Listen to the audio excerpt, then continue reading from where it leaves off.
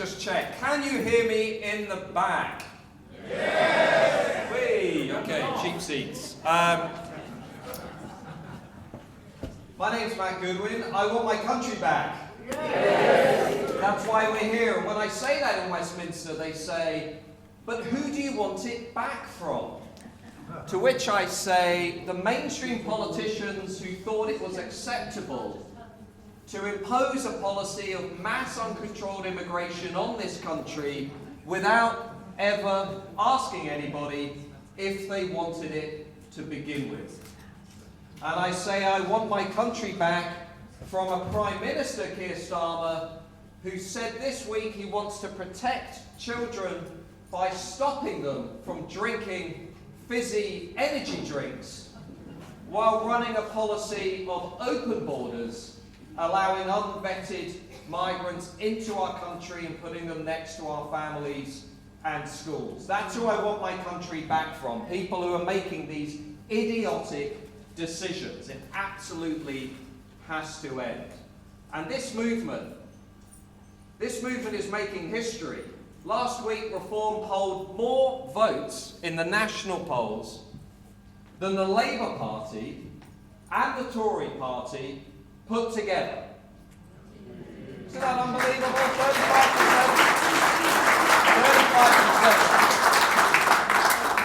35%. Keir Starmer's approval rating today is -40.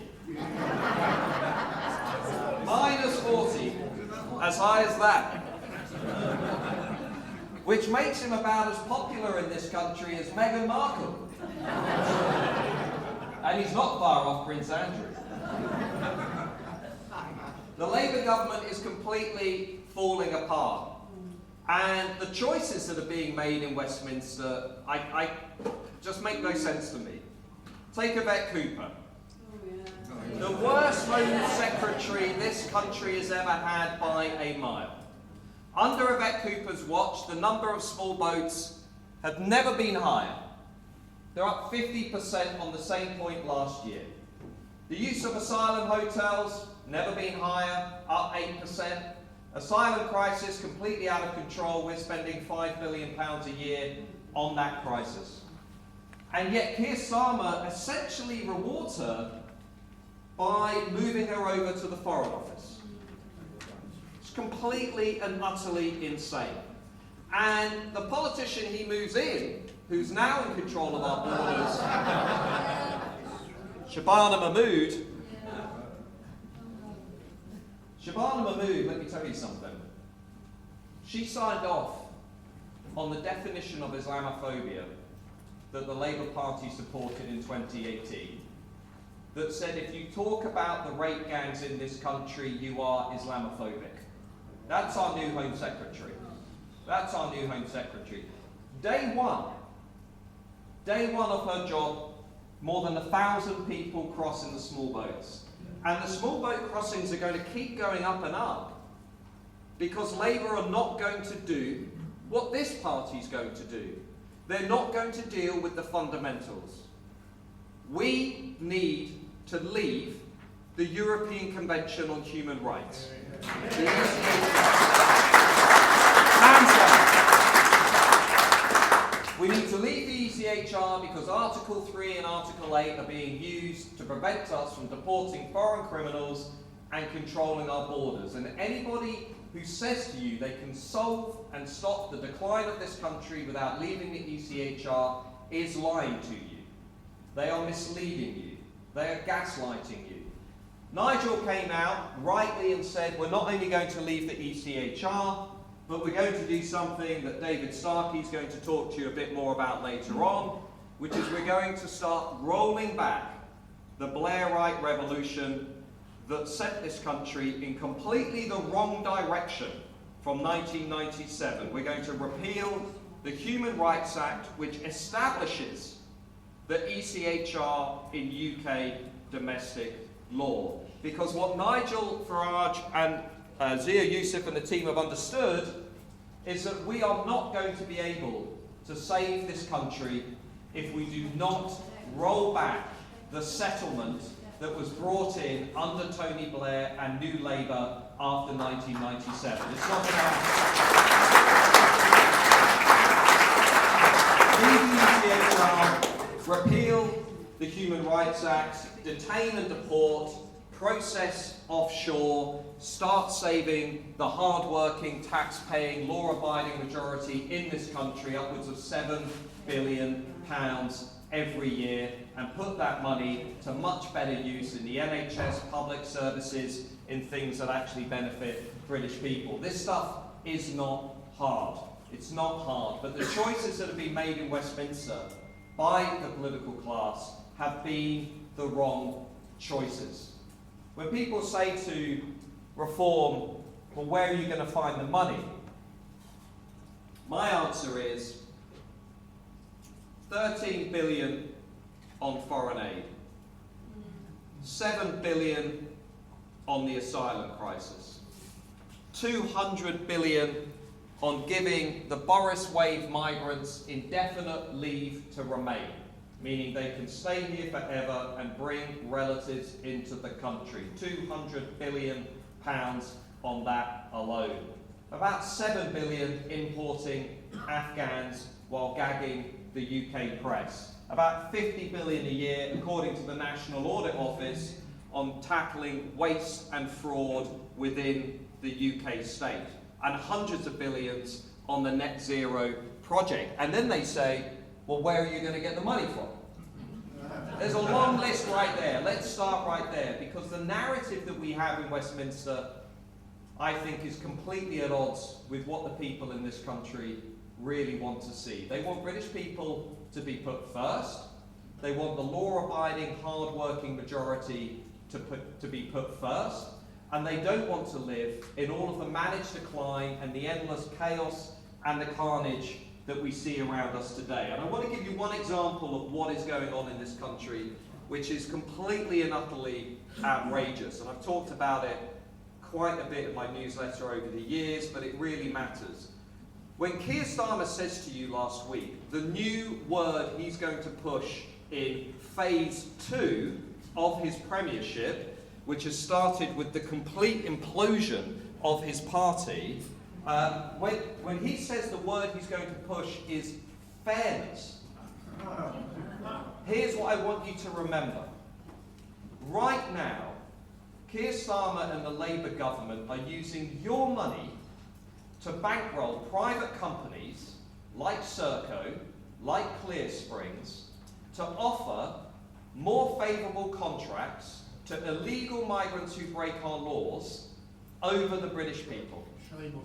They are offering contracts where they don't have to pay council tax, 5-year contracts where they've got guaranteed rent, money if there is any damage caused to those properties.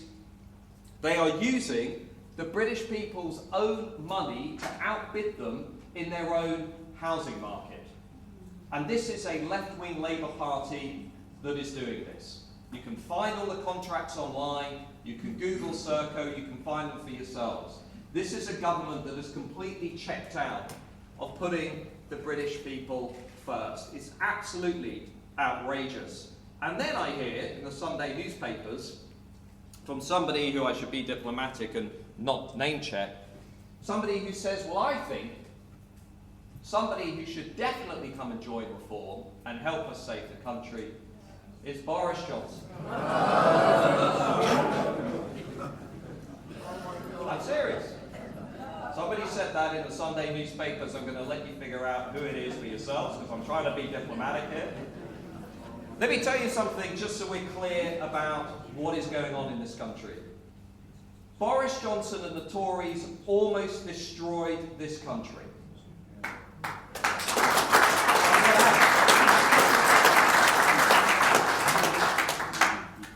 They came in 2019 and they promised to lower the overall numbers and regain control, and then they liberalised the entire system and they put mass immigration on steroids. 2.6 million people came into this country in the years after Boris made those changes, and he said to everybody this was about a high-skill migration policy. I've looked at the numbers. Only 14% of people who came into Britain came on skilled worker visas. 14%. The rest were relatives, refugees, students, people who were taking more out of our economy than they were putting in. It's absolutely outrageous what happened after COVID under the Conservative regime. This movement, the People's Movement, cannot have anything to do with those failures that were brought about under the Tories. We absolutely reject that. One thing that a lot of people don't know is that Boris Johnson even removed the requirement for British companies to advertise jobs in Britain before advertising them overseas. That actually happened. That global firms were advertising jobs at the same time elsewhere. It's the same as Keir Starmer selling out British workers in the India trade deal. It's the same as much of the Westminster political class selling out workers, British workers, whenever they can. It's absolutely outrageous. This movement is united by two principles that set us apart from much of Westminster. The first is we believe in the principle of national preference. We believe that the British people, the tax-paying majority, wherever possible, should be put first over people who break our laws and over people who have only been in the country for 2 minutes. In everything from housing to the economy to public services to welfare, we believe that it is our people that should be put first. That's not difficult. It's not difficult. We also believe in the principle of popular sovereignty, that true power, authority and legitimacy lies not with the elites in Westminster, Davos, Washington and Brussels, but lies with the people. That's where power lies, that's where legitimacy lies, that is where authority lies. Very few people in Westminster today think that way. We think that way. So when we see people telling us that the only thing that defines the British or the English is that we welcome other people, is diversity, is a celebration of multiculturalism, we know that's not the whole story. You can be welcoming of other people, that's fine, but it cannot be the basis of who you are. Because it's the same thing as saying you have no identity of your own. And everybody in this room knows that we have a remarkable and distinctive national identity and history and sense of collective memory and a culture and a way of life that is remarkably distinctive and makes us who we are. And so when we see 12-year-old girls going to Culture Day in their local school wearing a Union Jack dress and being told that actually they should go and sit in another room and their father should come and pick them up and they should go home because they're not welcome on this celebration of cultures, we see exactly what's going on. It's two-tier multiculturalism. We are being told to celebrate every identity, culture, history, and way of life except our own. That is what is going on.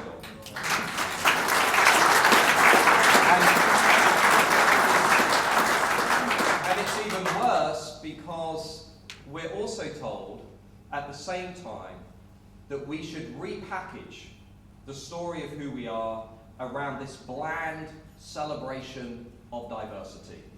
And that we should be ashamed or embarrassed about our history and our culture and our way of life. Yet we all know this is one of the most remarkable and special civilizations the world has ever known. And we're absolutely sick and tired of being asked to apologize for who we are and what our ancestors, our grandparents and their parents built over many generations. We're not going to take this anymore. It's absolutely ridiculous. And if you look at what's happening in this country, I would just remind you, just remember this tonight when you go home. It's not just that the national polls are moving in our direction. It's not just that 1 in every 3 people in this country is planning to vote for reform. I mean, 1 in every 3 people out there that you see are planning to vote reform, which is absolutely amazing. It's that we are winning the intellectual argument. We're winning it on immigration, we're winning it on crime, we're winning it on housing, we're winning it on tax, we're winning it when it comes to the economy. all of the arguments that we've been making over many years, because many of you will go even further back than reform. Some of you might have been involved in the Brexit Party. Some of you might have been involved in the UK Independence Party. Some of you might have been involved in the campaigns of the 1990s. But this people's movement that has been evolving over many years, I believe, is now winning the argument. The Overton window, the range of acceptable ideas and arguments is moving. By the time that we get to the next general election, 2 of the 3 largest political parties in this country will be campaigning to leave the European Convention on Human Rights. Kerry Badenoch and the Conservatives will be pushed into doing that because of us. And I suspect Labour will have to be saying something about reforming the ECHR because of us. The policy of ending mass uncontrolled immigration is now completely mainstream. Policies of overturning Blairite laws are now going mainstream. Detaining, deporting, and processing offshore is now a mainstream policy. The Germans are now looking at doing it. The Greeks are doing it. The Italians are doing it. All of the arguments that Westminster used to say are fringe or extreme have now gone mainstream, because the blunt reality behind this movement, and I see this on GB News all the time, they want us to think we're the fringe, and they haven't yet realised that they're the fringe. That's the truth. That's what's going on here. All of these policies that we're talking about, lowering migration, controlling the borders, all of these things are supported by 70, 80, 90% of Brits in the opinion polls. So you should be feeling a remarkable sense of confidence. And I said this to somebody in Birmingham at the weekend. For the first time in a long time, I'm incredibly optimistic about this country.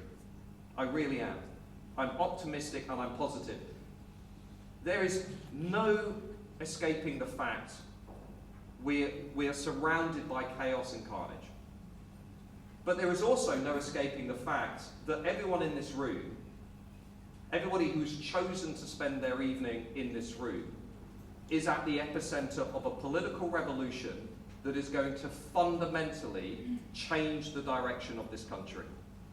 That is what is going to happen in the next few years. Maybe as early as 2027, let's see. But that should give us a remarkable sense of optimism, because the British people clearly have had enough. This movement is going to sweep through Labour's red wall. It's going to come down the east coast. It's going to zip round to the south in places like this. It's going to completely dominate Wales next year. There's going to be no stopping it. And for the first time, what I started to hear in Birmingham, let's get the policy, let's get the people, let's get the planning, let's get the organisation. Let's not do what Donald Trump did in his first presidency. Let's do what he did in his second presidency.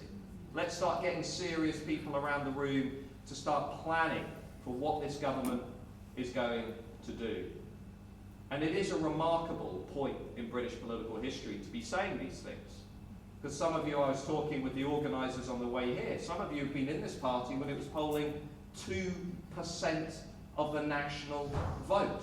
As of today, Reform has been leading in 101 of the last national opinion polls. 101.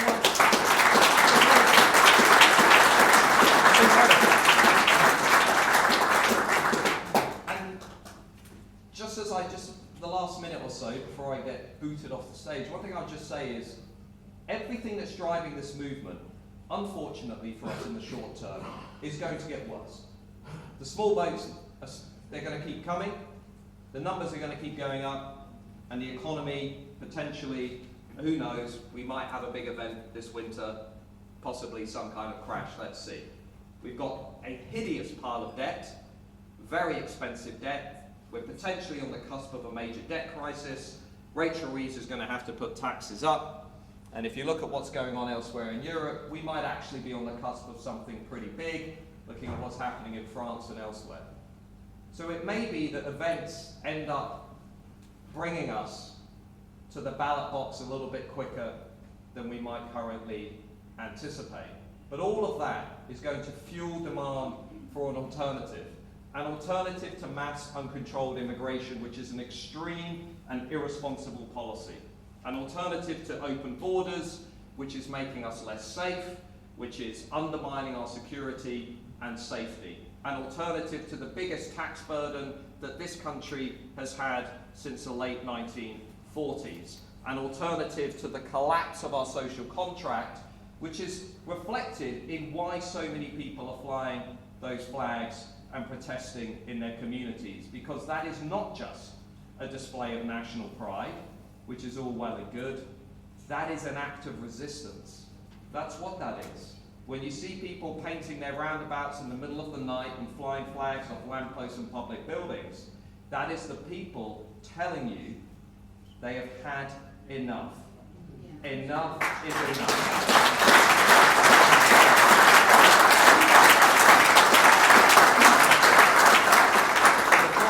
Over to our other speakers, let me just say this is not a movement that meets and complains about the state of the country. This is a movement that is moving forward with a very clear plan of overhauling all of what we can see around us.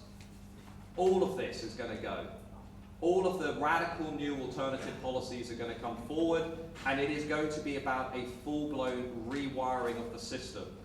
And David Starkey, I'm sure, will talk a bit more about that. But this is about getting to that root cause of our problem. The Blairite revolution post-1997, overturning the constitutional settlement, putting the British people first, and being proud of who we are, and reasserting who we are.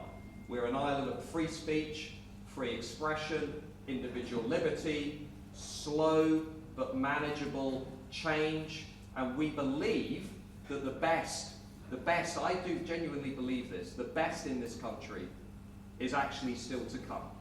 Okay, so good luck. Go out there and fight. Make sure you're involved in this raffle. I've just put a year's subscription to the newsletter in there as a raffle prize. That's right. Absolutely, it's right there. Make sure you support your local branches. Get out there and campaign. I'm going around the country for the next 3 weeks speaking to branches. Listen, I've got a family, we're all really busy, I've got a job, I'm not getting paid to do this. I'm doing it because, like you, we're all here on an evening because we care about our country and we want to save our country. So let's go out there and do it.